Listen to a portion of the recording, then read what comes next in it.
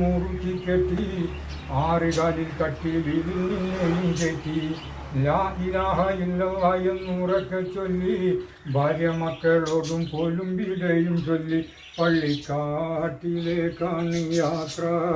തിരികെ വരാത്തൊരു യാത്ര, തിരക്കൊന്നുമില്ലാത്ത യാത്ര, പരലോകത്തേക്കുള്ള യാത്ര.